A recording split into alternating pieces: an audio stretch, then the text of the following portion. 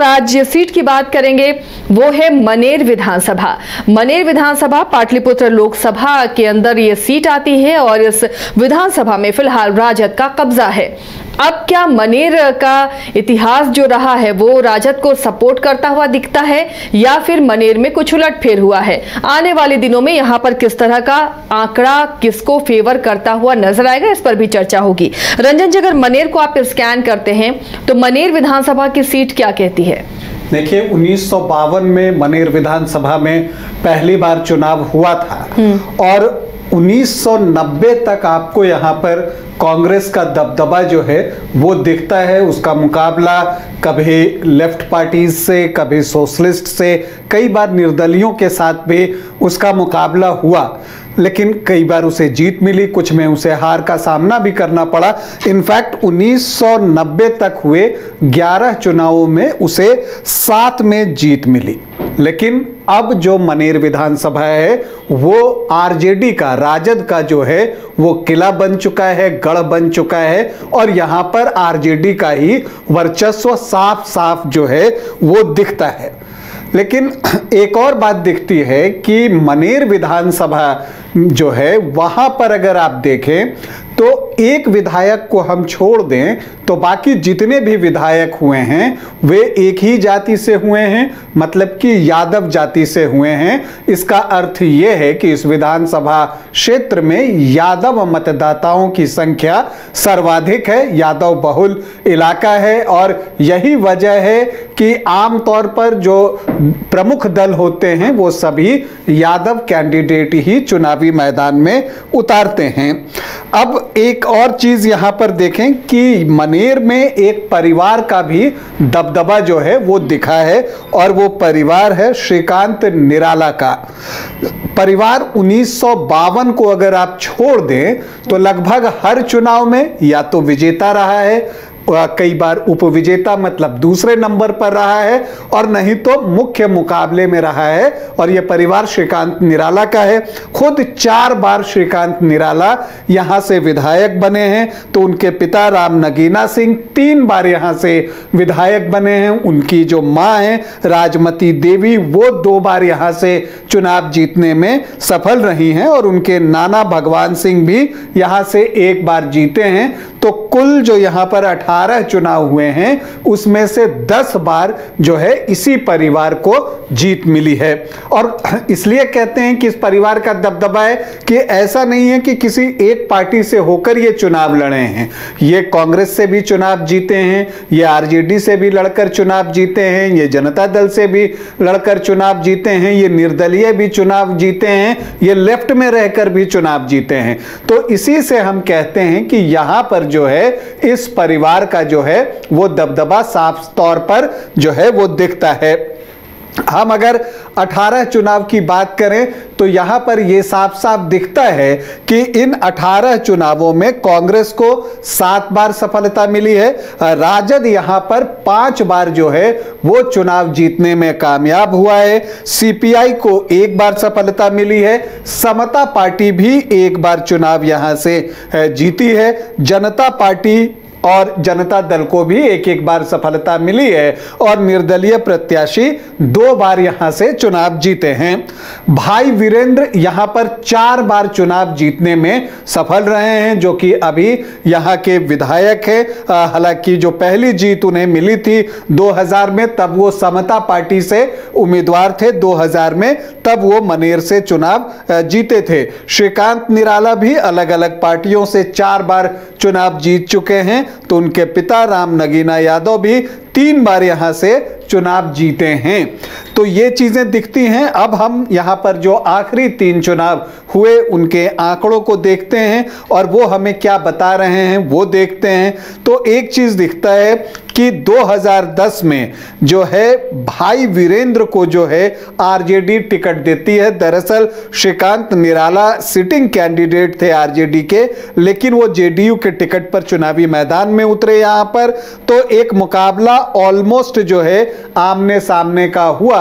हालांकि कांग्रेस और भाकपा माले ने भी यहां से प्रत्याशी दिया था। 57,818 वोट आरजेडी के भाई वीरेंद्र को आया और उनको 43.69% जो है वो वोट आए। तो श्रीकांत निराला जो जेडीयू से चुनाव लड़ रहे थे उनको 48,217 वोट आए, मतलब 36.44%।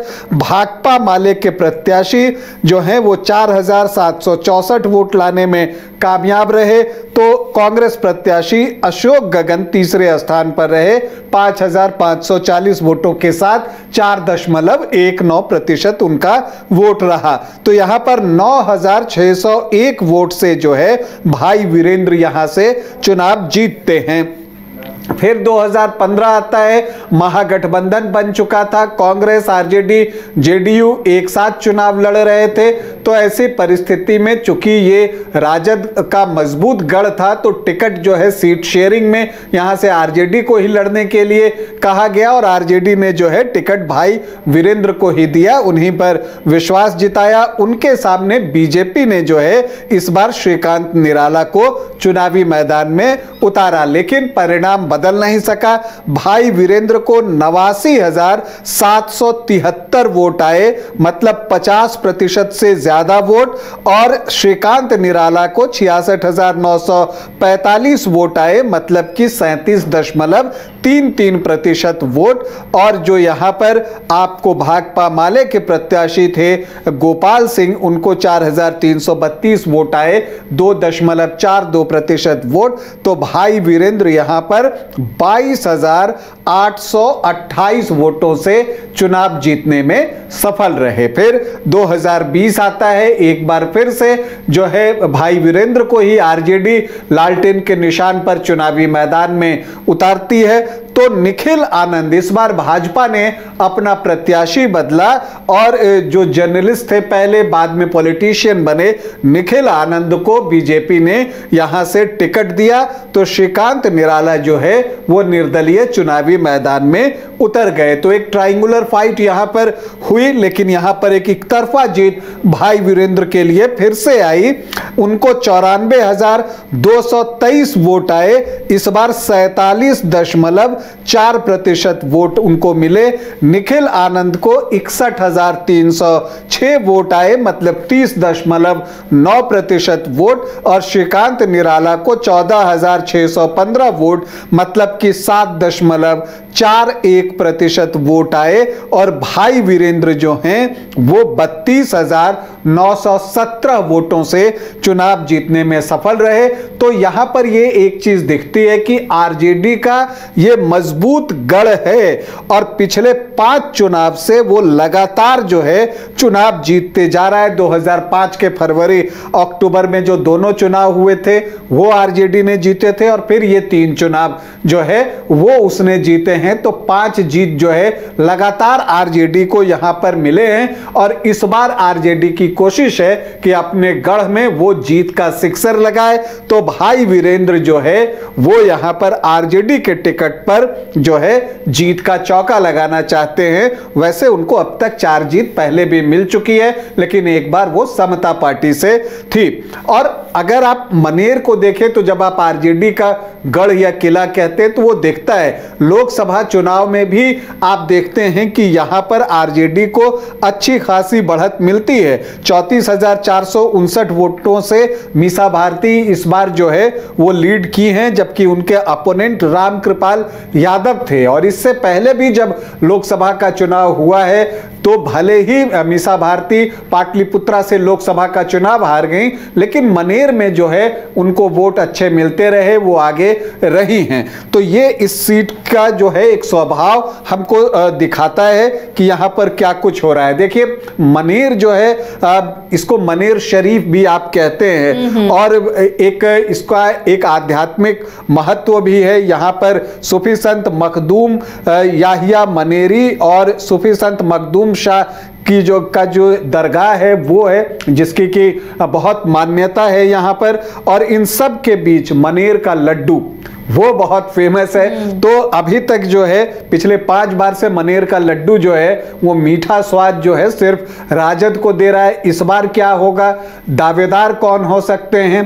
तो तो देखिए, आपको ये तो तय है कि आरजेडी से एक बार फिर से भाई वीरेंद्र को ही टिकट मिलने जा रहा है और वो चुनावी मैदान में उतरेंगे। लेकिन इन सब के बीच श्रीकांत निराला की भी बीजेपी में वापसी हो चुकी है और श्रीकांत निराला चूंकि 4 बार यहां से चुनाव जीत चुके हैं, उनके परिवार का एक इतिहास रहा है, तो हो सकता है कि टिकट उनको मिल जाए। लेकिन निखिल आनंद भी लगातार प्रयासरत हैं और वो भी तैयार हैं चुनाव लड़ने के लिए। तो ये कुछ दावेदार दिखते हैं। अब यहां पर जनसुराज किसे प्रत्याशी बनाता है उस पर भी बहुत कुछ जो है वो निर्भर करेगा। लेकिन अगर हम यहां के जातीय समीकरण को देखें तो वो आपको जो है आरजेडी को सूट करता है। यहां पर जो एससी वोटर्स हैं वो लगभग 13.5% हैं, 13.48%, और यादव जो जाति के वोटर हैं वो 31 से 33% हैं,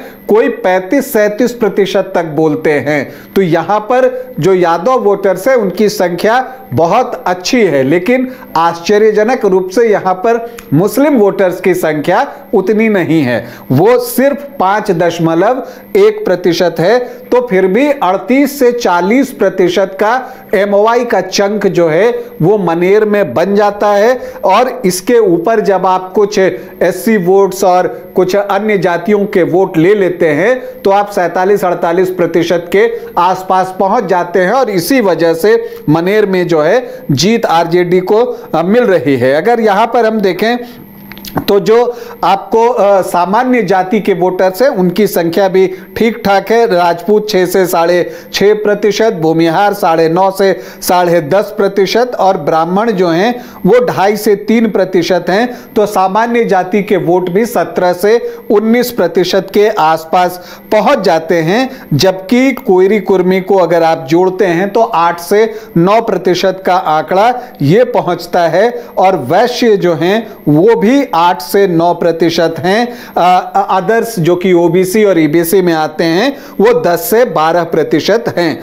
तो यहां पर यह चीज देखना दिलचस्प होगा कि जो बीजेपी है जो यहां से चुनाव लड़ती है उसकी क्या रणनीति है। जो पुरानी स्ट्रैटेजी उसकी है उससे काम कुछ चल नहीं रहा है। तो इस बार किस नई रणनीति के साथ बीजेपी चुनावी मैदान में उतरती है यह देखना दिलचस्प होगा।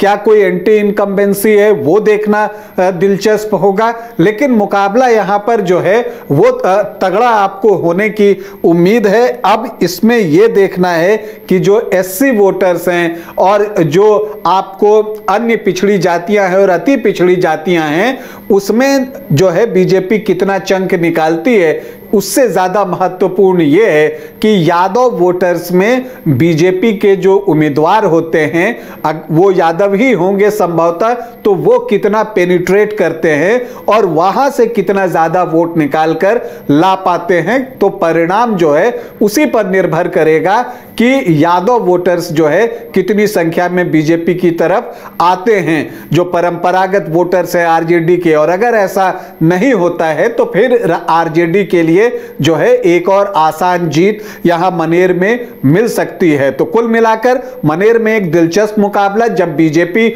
यहां से अपना प्रत्याशी दे देगी तब फिर उसे और बेहतर तरीके से हम विश्लेषण कर पाएंगे। लेकिन एक रोचक मुकाबला जो है मनेर में हम सबको दिख रहा है।